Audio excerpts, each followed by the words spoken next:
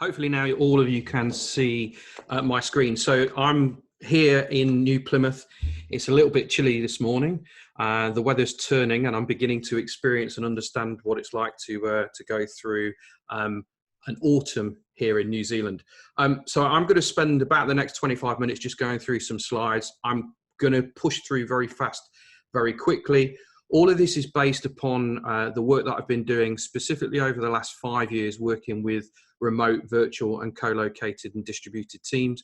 But more succinctly, over the last 12 months, I turned my business completely online. So the aspect of managing and leading and working with teams online is something that I've got a lot of experience with, not just from my own perspective, but also with the companies and the businesses that I work through.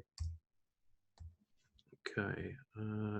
So Richard Branson, one-day offices will be a thing of the past. Interesting as we now go through this stage now is that there's been a trend where a number of companies have been looking at going remote and virtual, and the current situation globally has meant that we've just had to push through. Here's some of the challenges and the impact that we're going to have to look at: leadership, accountability, synchronicity, trust.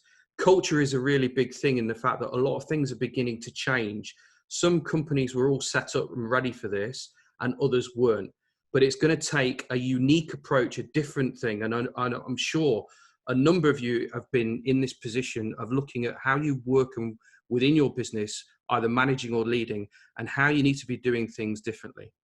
So here's some of the things I'm going to cover: the future of teams, building the right team, rhythm, relationship, communication, technology, and conclusion.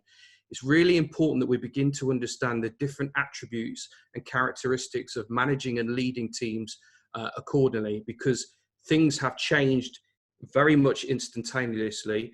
We've got the raft of everything that's going on from a global perspective, but we need to understand, bring it right back down to the here and now to be really clear in understanding how, what, and who do we need to manage and lead moving forward. Okay, so thinking about the future of teams.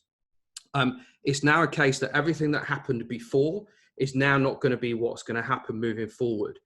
And your teams are now going to be communicating, working, and facilitating from a differing perspective. So how and what is it going to look like? Okay, so this diagram here just shows you the co-located remote offices. So a number of businesses have been very specific in everybody working within the one place. But now as we move out, this trend has been going on for a while, but we're moving to the area of distributed team. A number of us are now online. I'm in the garage here at my Airbnb. A number of you aren't even in the office because the current situation means that it dictates that we're not allowed to be there. So we're all going to be working and communicated from different places, thus meaning that we're a distributed team. Some research that was done back in 1988 with regards to some collaboration is, in 1988, people wanting to communicate and work came across this thing called the 50-foot rule. So one of the big challenges that a lot of people will be finding is that you can't communicate on the same level that you were doing before, in going up and just stopping by somebody's desk or going to the water cooler and having that perspective.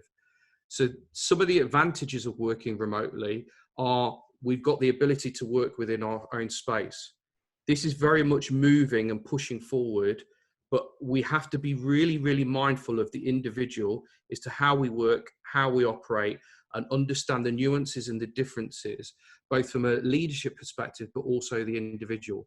Childcare at the moment is something that is really, really key, is when and how are people going to be online, and what's that going to mean? The difference between being able to adapt and give somebody the information in the here and now moment. There's been some interesting conversations I've been having, is that some people are adapting very well and other people are really, really struggling and trying really hard. So important to build the right team. And at the moment, actually, that's about re-engaging and understanding how your team works effectively. Think about your current team and think about the talent that they have.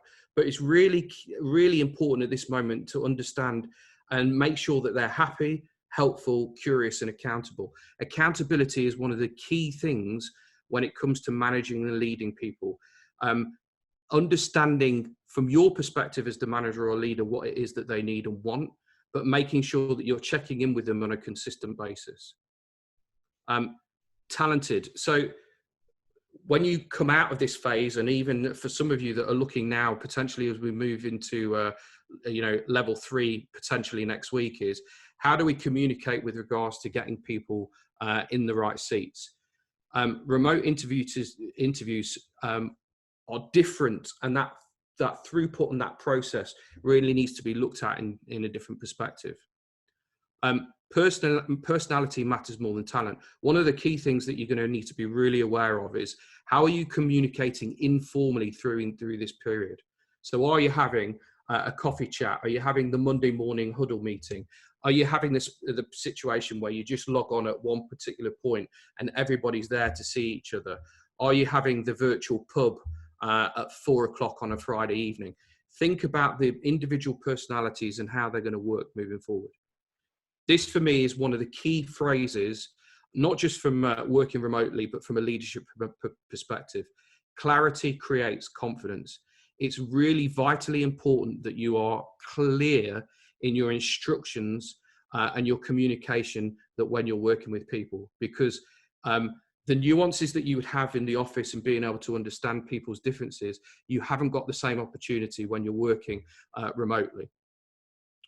Important that you're checking in and making sure that everybody is happy, understand what their individual needs are, but also what the team's needs are. And one of the things is that you might want to delegate this responsibility through to one of the members of the team to see and help them own the happiness or the well-being of the people within the team. Always be helpful. Your role as a manager or leader is now changing. And actually one of the key things is probably be making sure that you're checking in, again, one on a formal basis, but second of all, from an informal basis. Doesn't necessarily always have to be using the Zoom rooms or other technology. Sometimes just picking up the phone is just as important. People are beginning to get really curious around the technology, and I'd imagine pretty much everybody on this call will have been advancing their technology skills within days and weeks. People are now becoming proficient in being able to use the technology. People at home, people in families as well. There's so much interesting and fun stuff you can do with the technology. Be a little bit curious and find out how and what you can do that's a little bit different. As I said before, the accountability piece is really key. Understand your team's needs and understand from their perspective how and what is it that they need to be held accountable. Each person may well be different. Some of you will have heard this phrase before: culture eats strategy for breakfast. Peter Drucker. A few nods of the heads that I can see. Again, think about the culture that you had pre-going into this situation and the culture that you want moving forward. I would really be spending some time as a leadership team, really understanding what is it that you want, what's the messages that you want to portray, so that you can come out of this actually being a lot fitter, a lot faster, and a lot leaner in your approach in how you do and how you work and operate as a team. Interesting for a lot of companies is that you've gone from manual systems to now having to look at how do we become a lot more automated. This is a great opportunity to take a step back. The curse of knowledge kicks in the fact that we always did it this way. Now, literally, the rug has been pulled from underneath us, and we now need to be thinking about doing things differently. How, what, and can you use this as an opportunity to really think about your interactions of the customer journey, about the employee engagement? What can you be doing that's different, that's going to work better, faster, leaner as you come out of this? The rhythm. This is around getting consistency moving forward, and it's about making sure that people have got commitment. You understand the people's needs and also the tools. Zoom is one tool, Slack, Trello. There literally is now a piece of software, more often than not, particularly free, that you can use to ensure that you can have a lot of this rhythm, accountability, checking in formally, informally with your people. So are you managing the queue? Think about some of the conversations and the dialogue that you're happening. So help me understand what's happening next in what you're doing. Why, who, how, when? What do you need more of? What do you need less of from me as your manager stroke leader as we kind of work through this period? Everybody is finding that nothing is going to be absolutely perfect. And as a manager and a leader, holding your hands up and saying, do you know what, I haven't got all the answers. We need to work through this together consistently to ensure that we're working and we're going to find our new rhythm and our new routine. What works for one company is definitely not going to work for another. It's not a case of benchmarking. It's a case of understanding and being able to push through. One thing that I highly recommend is something called the regular stand-up or a scrum. Very quickly, a lot of companies do this on a Monday morning. What did you do last? What will you do next? What's in your way? Really kind of interesting things like, let's go to a meeting and bring a hat. So everybody brings a hat. Tell us a story about the hat. Okay, make it engaging, make it fun, because people have got the level of isolation that they haven't got when they're in the office. So we've got to be really creative and really thought-provoking is to get the energy moving as fast as we can. One thing, there's a book called Traction by a guy called Gino Wickman, a system called EOS, Entrepreneurial Operating System. Okay, and one thing that it says within there is everything has an owner. Okay, there can only be one person that owns an activity, a responsibility. Doesn't necessarily mean that they do it, but one person needs to own. So think about, from a delegation perspective, how, what, who can you delegate through to the team beneath you? Again, another famous quote, what gets measured gets done. A huge aspect through this period is around trust, trusting your employees, trusting your teams to know and understand what it is that they can do. Be thinking about the measures that you were having before. Some of them may well not be applicable now. One of the measures from a mental health perspective may well be, have you been outside and got some fresh air for half an hour? Okay, so it's really, really important to think collectively but individualistically. What are the measures that you can be analysing and looking at from your team perspective, but also your employee perspective? Relationships in the void. For a lot of people, they're going to be at home, they're going to be isolated, they've not got anybody in and around them. So ensure you've got that regular check-in, again, formally or informally. Doesn't necessarily have to be you. Think also about your supply chain. Okay, so think about your customers, think about your suppliers. How many of them are actually on their own that actually you could be reaching out to them from a genuine perspective to just checking in and just making sure that they're okay? Now is a time for love, for caring, for being, human, understanding the needs and the wants of everybody else. So really take a stock. And what I'm finding is that the energy levels of people are varying from degree to degree. I got off the phone earlier this morning to somebody who was saying, do you know what? 2/3 of the time I'm feeling really upbeat and really positive, and actually a third of the time I'm not feeling great, and I'm just acknowledging it and I'm being aware that it's just part of the process. Yeah, and that includes you as a manager or as a leader to show some level of vulnerability. Be truthful, be honest, be vulnerable, because actually that will create greater connection with the people that you work with. It's important probably now more than ever to be a little bit more intrusive. I find that for me personally, I find this quite easy because I'm a coach by background, but actually it's, for those of you that have been through the Ice House and have had coaching from the coaches or been on one of the programs, think about some of the challenges, think about some of the questions.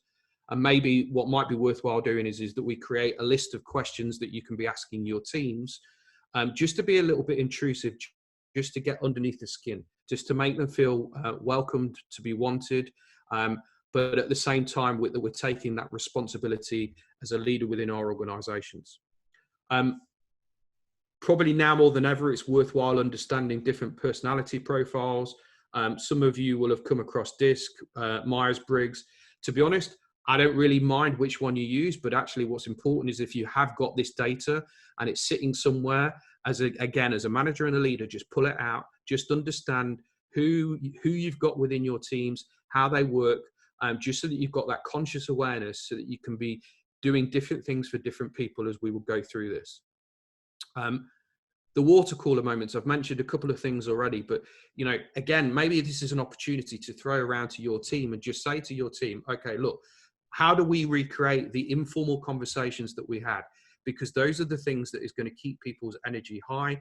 It's going to keep the interaction, have fun. This for me is the real key thing, and the difference is that a lot of organizations struggle with. They get the formalized communication, but actually it's the informal communication that is the bit that really needs to be done moving forward. When we kind of come out of this, what we might find with regards to the distancing, level 3, etc., is that people are going to be alone but together. And what we might find is that, and I've already seen this, is that you've got, and I had it upstairs before. I was doing my emails. My wife was doing the teaching with my 2 kids at the same time as trying to do some of her emails.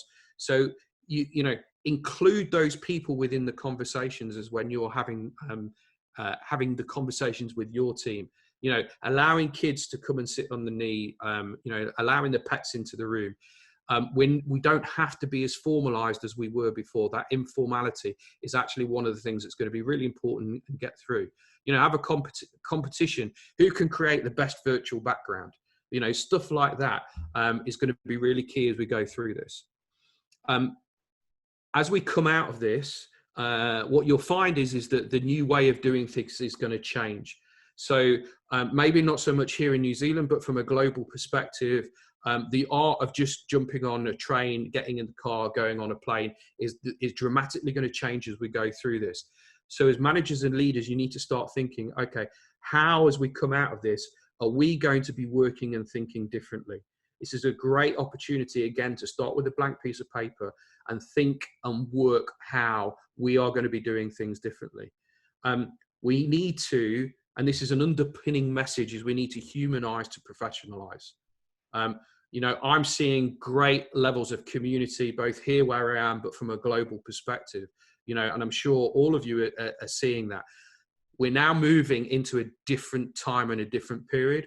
For me, like no other that I've ever seen before, because the whole globe has been through this. When we've seen situations and crises happen elsewhere, whilst we have all been affected, it's not necessarily affected us personally. Whereas this is now going to affect the whole globe. So again, thinking about your supply chains, thinking about your stakeholders, how and what is it that you're going to need to be doing differently that's going to push through. Wait for me, I'm your leader. It's incredibly easy to become disconnected. As a leader, you might want to pause and see if anyone is following you. Ask your team, how can I be a better manager? Okay, so for me, it's not just a case of getting on Zoom. It's also about ensuring that you use the mobile phone, about using the landline. One great thing that I've been advising a lot of my clients is get out, walk, get on the phone and have a one-to-walk. Okay, so, you know, we're now sat in front of the computer, we're looking at the screen, the ability to be able to move. Okay, everybody roll your shoulders, get some movement going is going to be really, really key. You've got to gain this sixth sense of an understanding as to where your people are at as we move through this. Communication and technology. Okay, communicate. Choose your platforms. If you're in Office 365, use Microsoft Teams. If you want something really easy that most people are using, use Zoom. There's a periphery of platforms and technology. Understand and be really clear and concise as to what is it that you're using, but more importantly, what is it that you're not using. There's no one tool that does it all, and it's about finding specifically the ones that are going to work. If need be, just stick with video conferencing and email.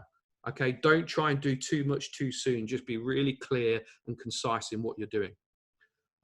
Again, understanding your processes. Okay, really important to think about the process map, the customer journey, the employee engagement, the stakeholders, etc. Again, everything that's happened before is not going to happen now. So you need to be adapting, being creative. However, the thing is, all of the answers lie within your organization or within your stakeholders. So be asking the right questions to the right people to ensure that you can change and adapt accordingly. Community, you know, tracking work accountability. So Slack, Trello, lots of different things with that from that perspective. Again, collaboration. These are just some ideas of some of the tools that you might want to look at. I've found that WhatsApp for a lot of organizations is continuing the conversation consistently and being able to move forward. Again, here's a few more with regards to kind of getting ideas across. And email sometimes can be the tool of the last resort because it's not transparent and it's not accountable. Okay, so WhatsApp is great. Slack or Trello from a continuation of continuing the conversation, similarly to what you would do within the office. Ensuring that you get your check-in with your team is going to be really, really important. Again, as I said before, formally, informally.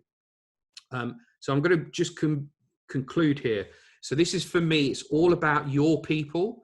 It's about understanding those people. It's about creating the patterns of informal and formal communication as we go through this period. And then secondly, thinking about how and what is it that we're going to be doing differently as we kind of come out of this. This is not a fad. This is exactly how we are now all moving towards, and every single business and every single interaction is going to be different as we kind of move through this. Be on scope, budget, and time. Time for a lot of you has been just forced upon you because of the current situation. Now, being a couple of weeks in, you're probably beginning to get a sense of things beginning to settle down.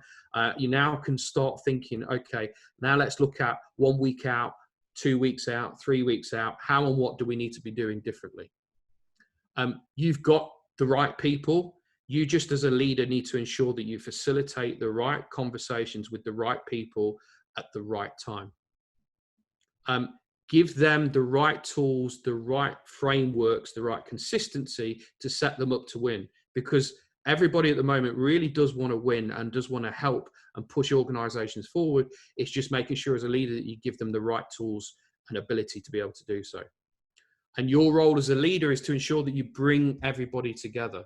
Okay, make sure that you're not letting anybody drop off, but more importantly, that they're not letting anybody drop off. Allow them to take some level of ownership and some level of accountability. Use the tools and find the ones that you're missing, and they might be just one or two. Okay, don't, as I said before, don't overthink it.